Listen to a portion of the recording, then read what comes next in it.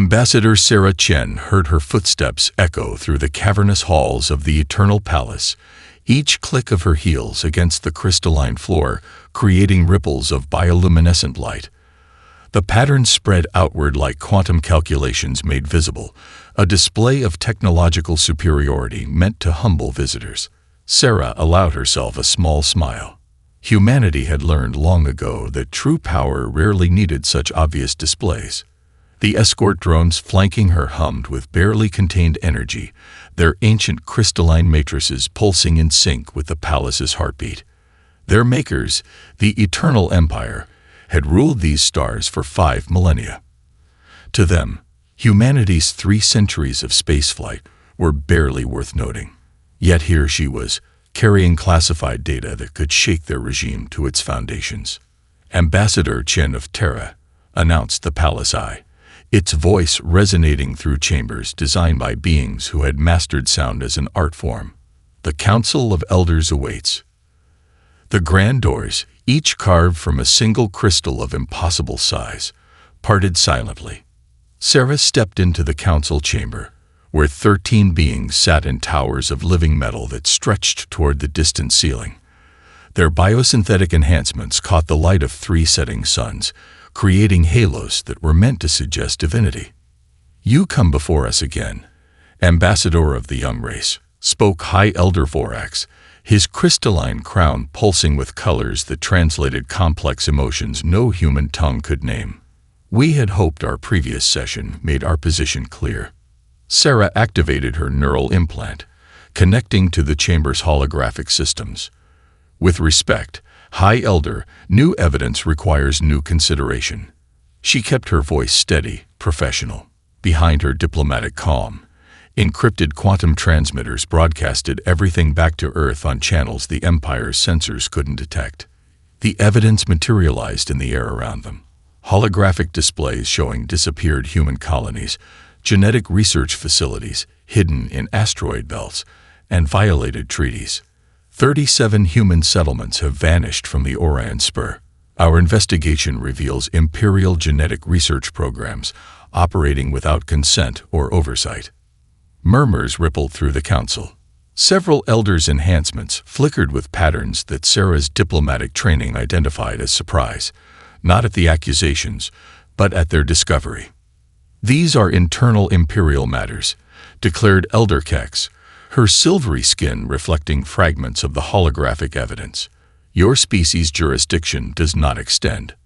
Article 7 of the Galactic Compact, Sarah interrupted smoothly, guarantees all spacefaring races the right to protect their citizens from unauthorized genetic manipulation. We have confirmed that missing colonists were subjected to experiments studying human adaptive capabilities. High Elder Vorax's crown shifted to deep ultraviolet, a warning sign. "You overstep, Ambassador. Humanity's position in the galaxy is not yet secure enough to make such accusations." Sarah allowed steel to enter her voice. "We are prepared to present this evidence to the Galactic Assembly. However, Earth prefers a diplomatic solution." She gestured, and a new hologram appeared. A peace proposal that would grant humanity expanded colonization rights in exchange for certain technological sharing agreements. "You dare threaten the Empire with exposure while offering terms." Elder Kex rose from her tower, biosynthetic wings unfurling. "Your species' audacity exceeds its wisdom." "Not a threat, Elder Kex. An opportunity." Sarah held her ground as the towers loomed closer. "Humanity brings fresh perspectives to an empire that has perhaps grown too comfortable in its ways. We could be powerful allies." High Elder Vorax raised a hand, and Sarah noticed his crown had shifted to a frequency she'd never seen before. The chamber's atmosphere changed subtly. The escort drones moved closer. "You speak of alliance," Vorax said softly, "but your words carried the seeds of change. The Empire does not change, Ambassador Chen. It endures." Sarah's neural implant detected energy buildups around the chamber. Her quantum transmitter increased its broadcast strength, ensuring Earth would receive everything. She straightened her spine, diplomat to the last. "Change," she replied, meeting the High Elder's gaze, is the only true constant in the universe. Humanity learned that lesson long ago. Perhaps it's time the Empire learned it too. The holographic evidence continued to rotate in the council chamber, each display casting shifting shadows across the crystalline floor. Colonial disappearances, genetic laboratories, violated treaties, all documented in meticulous detail by probes that the Empire's sensors had never detected. Ambassador Chen watched the High Elder's crown shift through spectrums of ultraviolet, knowing that each color carried meanings that human diplomats were still struggling to decode. These recordings, Elder Kex's voice cut through the silence, are clearly fabricated. The Empire would never conduct such primitive research. Her biosynthetic wings folded tightly against her back, a tell that Sarah's diplomatic training identified as defensive posturing. Sarah touched her neural implant, bringing up another set of holograms. These genetic markers were found in recovered colonial debris. They match exactly with Imperial genetic templates. She highlighted specific sequences, watching them spiral in the air between her and the Council. Templates that were supposedly destroyed under the Somerset Accords. High Elder Vorax raised a hand, and the holograms froze. You speak of accords and treaties, Ambassador, yet your own species' history is written in conflict. Tell me, how many wars have humans fought amongst themselves? We learned from each one. Sarah replied, her voice steady. That's why we recognize patterns others might miss. Like the pattern of ships disappearing near Imperial research stations, or the pattern of genetic anomalies in recovered debris. The chamber's lighting shifted subtly. Sarah noticed the escort drones had moved to form a perfect triangle around her position. Her neural implant registered increasing energy signatures from their crystalline cores. Patterns, Vorax mused, his crown now pulsing with rapid sequences of color. Yes, humans are quite adept at recognizing patterns, perhaps too adept. He rose from his tower, his biosynthetic enhancements casting prismatic reflections across the chamber. Tell me, Ambassador Chen, what pattern do you recognize now? Sarah's quantum transmitter increased its broadcast strength automatically. Her heart rate remained steady. Another pattern, one of trained calm in the face of danger. I recognize the pattern of an empire afraid of change, High Elder, afraid of a species that learns and adapts faster than your protocols can contain. Afraid, Elder Kex laughed, a sound like crystalline wind chimes. Your species is barely out of its stellar cradle. What could the Eternal Empire possibly fear from? From a race that went from primitive rockets to quantum drive in less than 3 centuries, Sarah interrupted. From a species that reverse-engineered your barrier networks while pretending to still use conventional jump points, or perhaps from the fact that I'm transmitting this entire conversation through channels your sensors can't detect. The chamber went silent. In that moment, Sarah saw the truth in the High Elder's expression. Not anger, but fear. Fear of a young species that had mastered in centuries what had taken the Empire millennia. Vorax's crown shifted to pure white. You are correct about one thing, Ambassador Chen. Humanity learns too quickly, adapts too readily, changes too easily. He raised his hand, energy crackling between his fingers. The Empire cannot allow such chaos to spread. Sarah's neural implant flashed a warning. The escort drone's energy signatures had reached critical levels. Her quantum transmitter pushed to maximum power, ensuring Earth would receive every moment. High Elder, she said, her voice carrying to every corner of the chamber. Think carefully about your next action. Earth knows I'm here. They're watching. Let them watch. Vorax interrupted. Let them learn the pattern that truly matters. The pattern of order. The pattern of control. The pattern off. The pattern of extinction. Sarah finished for him, standing straight as the drone's energy fields intensified. Because if you do this, that's the pattern humanity will bring to your empire. The High Elder's crown flared with colors beyond human perception. The empire does not bow to threats, Ambassador Chen. The empire endures. No, Sarah said, her final words broadcasting clear and strong across quantum channels as energy beams lanced toward her. The Empire ends. In the silence that followed, the holographic evidence continued its rotation, bearing witness to the moment when the Eternal Empire sealed its fate. The Imperial observers watching Earth expected panic. Instead, they witnessed silence. Within 6 hours of Ambassador Chen's execution, every human orbital defense platform went dark. Colonial transmitters fell quiet. Monitoring posts reported human ships vanishing from trade routes. The Empire's sensors detected no launches, no fleet movements, no signs of military preparation. Admiral Xar of the Imperial Ninth Fleet filed his report with satisfaction. "The humans have retreated into their territories," he informed the Council of Elders. As expected, they recognized the futility of resistance. In his private chambers, High Elder Vorax watched the reports flow in. His crown cycled through shades of victory as colonial governors confirmed the absence of human activity. The young species had finally learned its place. Then the reports from the frontier began.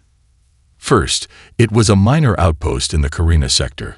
All communications ceased mid-transmission. Imperial investigators arrived to find empty halls and disabled systems. No signs of weapons fire. No bodies. No evidence of how an entire Imperial garrison simply vanished. 3 days later, a major supply depot in the Perseus Arm went silent. This time, security cameras captured a glimpse. Ships with hulls that seemed to drink in light itself, moving in ways that violated known physics. The Imperial Response Fleet arrived to find the depot intact but empty, its quantum-locked vaults stripped bare. Impossible, Elder Kex declared when the reports reached the Council. Their technology was centuries behind ours. They showed us nothing of these capabilities.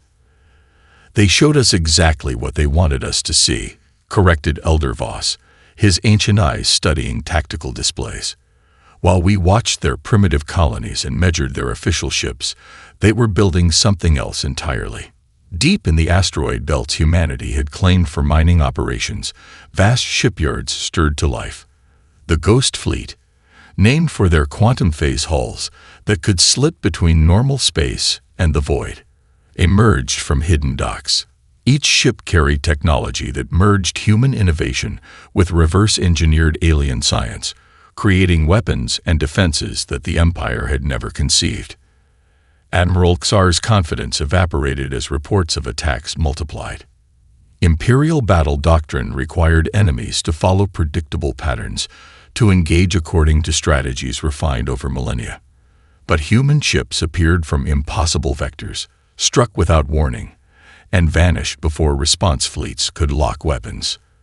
"They're not attacking our military targets," he realized, studying the pattern of strikes.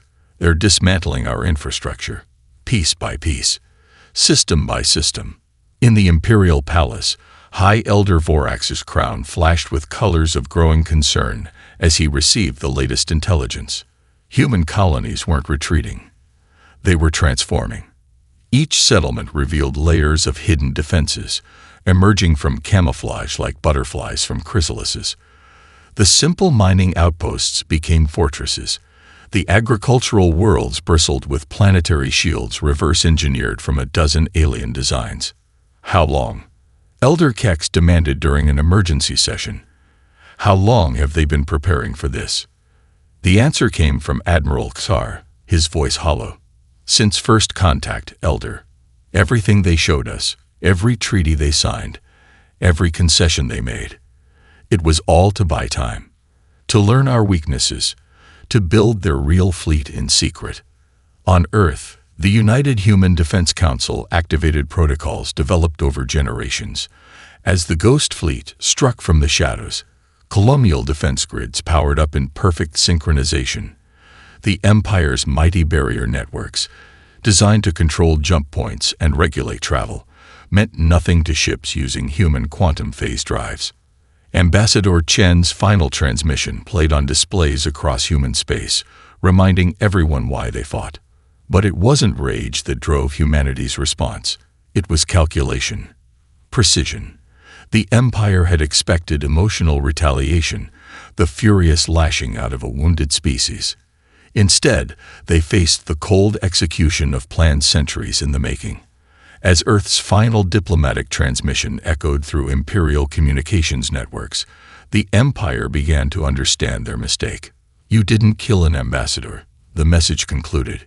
"You proved why we were right to prepare." Imperial Science Director Nexus Kavoth stood before the Council of Elders, his biosynthetic implants pulsing with distress as he presented the analysis of recent Ghost Fleet encounters. Three-dimensional holograms showed Imperial sensor data, or rather, the suspicious absence of data where human ships should have been.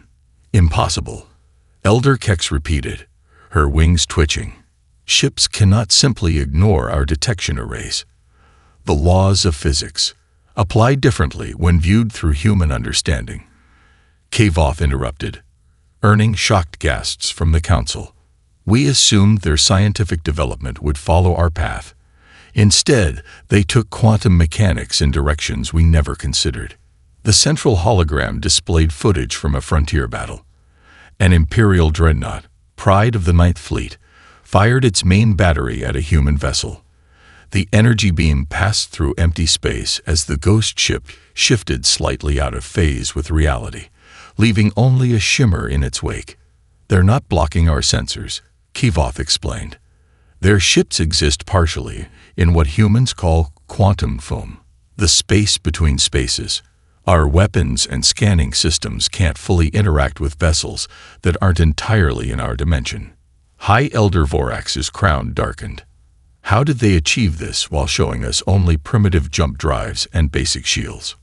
A new hologram appeared, a timeline of human scientific publications over 3 centuries. "They showed us what they wanted us to see," Kavoth said. "While we dismissed their theoretical physics papers as primitive attempts to understand the universe, they were actually documenting the foundation for technologies we never imagined." In deep space, the reality of this revelation played out. The Imperial carrier group Eternal Vigilance detected a gravity distortion matching known human signatures. Following standard doctrine, they deployed fighters in an engagement sphere. But the Ghost Fleet ships didn't emerge from traditional jump points. They stepped sideways into reality. The human vessels appeared simultaneously at multiple points within the Imperial formation, their quantum phase hulls drinking in light and energy. Before the Imperial ships could reorient their shields, precision strikes severed communication arrays and weapon hardpoints. The entire battle lasted less than 3 minutes. Back in the council chamber, Kavoth continued his analysis. Their understanding of dimensional physics allows them to treat space itself differently. Where we built engines to punch through space, they developed drives that let them slip between its layers. "Our barrier networks," Elder Kex began, "are useless," Kavoth confirmed. "They're designed to control jump points and hyperspace lanes. The humans aren't using either. They're walking through the quantum shadows we never thought to guard." Tactical displays showed the Empire's defensive strategy crumbling. Their mighty fortresses, positioned at key jump points, meant nothing to ships that could simply step around them. Supply lines considered absolutely secure fell silent as Ghost Fleet raiders struck from dimensions the Empire couldn't monitor. "We're not just fighting their ships," Kavoth concluded. "We're fighting their understanding of physics itself. Every human vessel carries technology that merges multiple alien approaches with their own innovations. They didn't just copy our science. They reimagined it." High Elder Vorax studied the battle footage again. The ghost ships moved like predators through water, slipping between dimensions with an ease that suggested decades of refinement. "How long?" he demanded. "How long have they had this capability?" Kavoth's implants pulsed with resignation.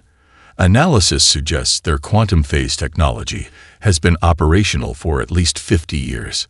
Every seemingly primitive ship they showed us, every transparent technology demonstration, was carefully calculated to hide their true capabilities."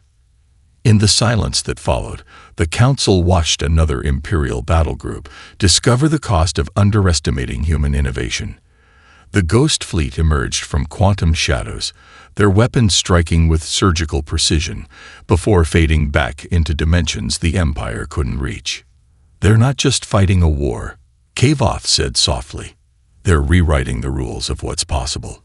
And they'd been preparing for this moment since they first looked up at the stars and realized they weren't alone. Captain Maya Rodriguez watched the holographic display aboard the ghost ship Shadow Dancer as her squadron prepared for another raid. The Imperial trade convoy ahead followed standard doctrine. 12 cargo haulers in perfect formation, protected by 4 destroyer-class escorts.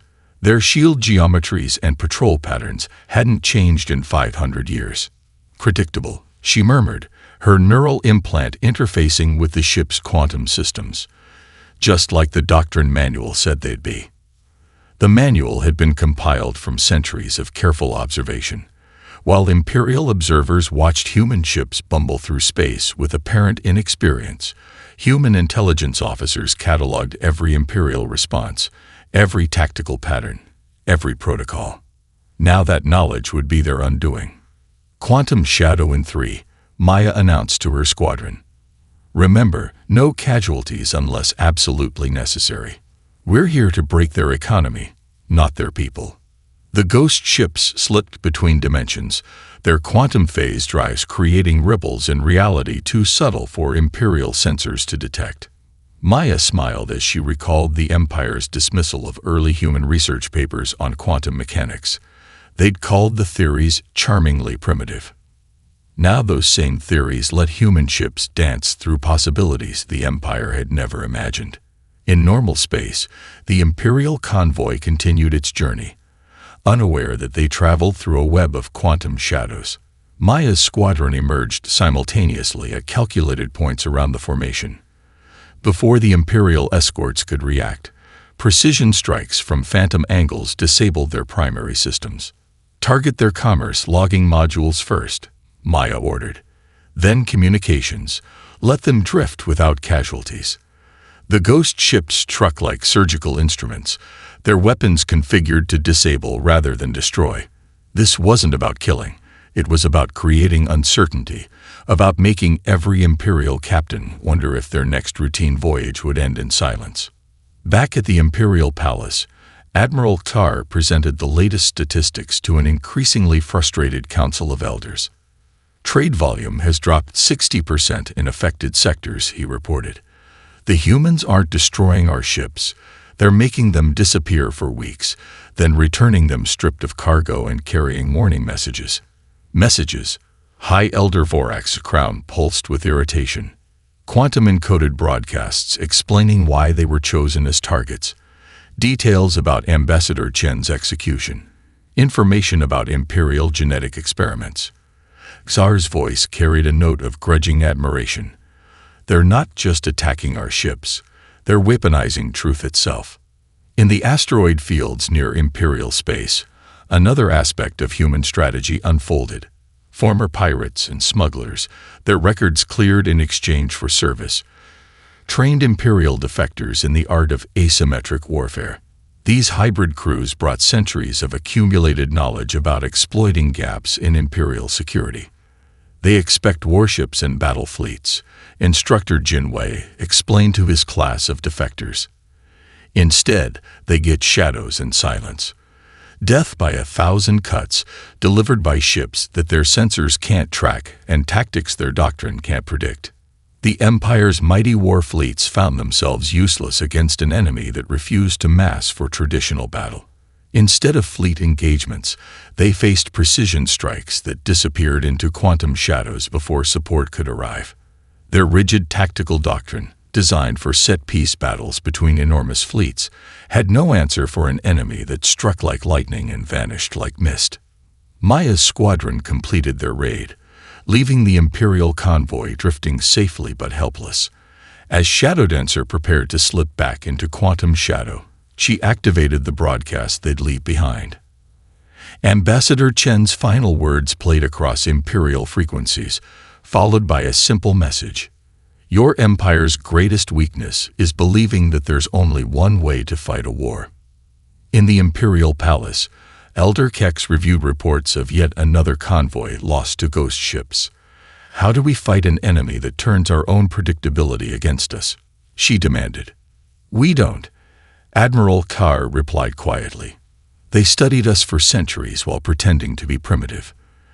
They knew exactly who we were and how we'd fight, and they designed their entire strategy around making those strengths meaningless." In the depths of a quantum-shielded facility on Mars, Director Emma Chang watched streams of data flow across holographic displays.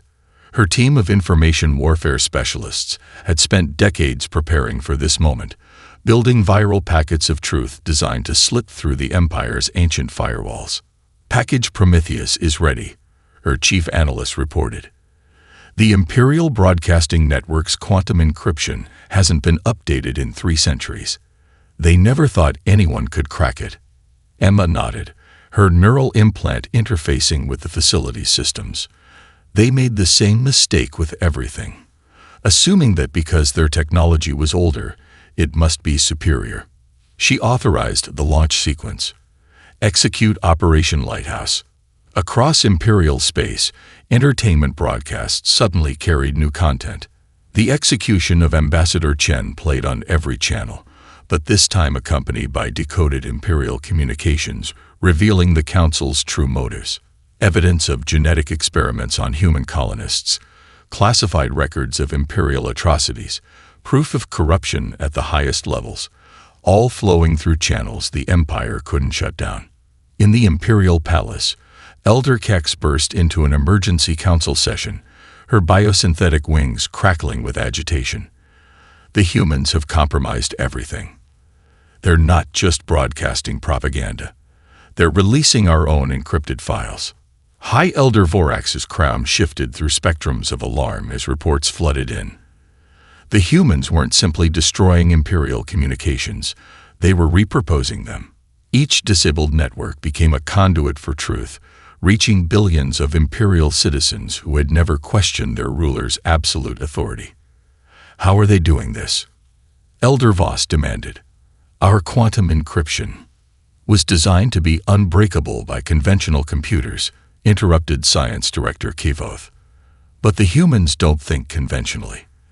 They developed quantum AI systems that see patterns we never imagined existed."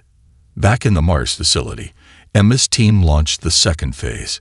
"Package Icarus is away," she announced. "Let's show their citizens what their leaders have been hiding." Imperial citizens learned how their rulers had suppressed technological advancement to maintain control, how the Empire's claimed age of 5 millennia was a carefully crafted lie, how countless species had been subjected to experiments in the name of Imperial stability. The truth spread like wildfire through networks the Empire couldn't shut down without crippling their own civilization. On a frontier world, a young Imperial citizen named Zora accessed restricted databases using tools the humans had provided. Her ancestors had been early test subjects in Imperial genetic programs. Now she learned why her people had been modified, why they had been forced into service roles. The truth awakened something that Imperial conditioning had tried to suppress: the desire for change. "They're not just attacking our networks," Admiral Carr reported grimly to the Council. "They're attacking the very foundation of Imperial authority, the belief that we are infallible." Emma's team monitored the cascading effects of their information campaign. Imperial citizens began questioning orders. Colonial governors delayed implementing directives. Even loyal military officers hesitated when ordered to fire on human vessels, knowing now what had really happened to Ambassador Chen.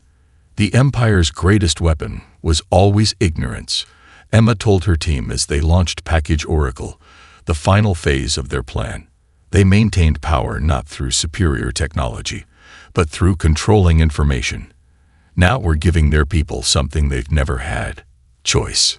The final package contained detailed plans for upgrading Imperial technology, specifications for human quantum drives, and proof that the Empire had deliberately kept its citizens technologically dependent. But most devastatingly, it contained records of how the Council had rejected numerous opportunities for peaceful coexistence with humanity. In her private chambers, Elder Kex watched her society's carefully maintained structure begin to crack. How do we fight an enemy that turns truth itself into a weapon? We don't, Elder Voss replied, his ancient eyes watching updates from across Imperial space. They spent centuries learning everything about us while showing us exactly what we expected to see. Now they're using our own secrets to set our people free. In the Mars facility, Emma authorized one final broadcast, Ambassador Chen's last words, followed by a simple message. Your empire isn't eternal. It's time for a new dawn. Fleet Commander Sarah Patel stood on the bridge of the ghost ship Prometheus, watching real-time data streams from across Imperial space. Each point of light on the strategic display represented a system where carefully laid human plans were bearing fruit. The Empire's mighty foundation was crumbling not from external attacks, but from internal revelations. Status update from Operation Oracle, her tactical officer reported. 87% of Imperial transport networks have been compromised. Their ancient systems are failing exactly as predicted. Sarah nodded, remembering the centuries of intelligence gathering that had led to this moment. While the Empire watched humanity's apparent struggles with basic spaceflight, human analysts had mapped every weakness in their transportation infrastructure. The Ghost Fleet's strikes hadn't been random. They had been precisely calculated to trigger a cascade of systemic failures. In the Imperial Palace, chaos reigned. Elder Kex's private security forces clashed with those of Elder Voss in the crystalline corridors. The carefully maintained facade of imperial unity had shattered as noble houses chose sides, some backing continued resistance, while others sought accommodation with the humans. The outer systems are in open revolt, Admiral Carr reported to what remained of the council. Colonial governors are declaring independence. The transport network failures have left our response fleets stranded in primary systems. His holographic image flickered, evidence of the deteriorating communication grid. We can't maintain control without the ability to project power.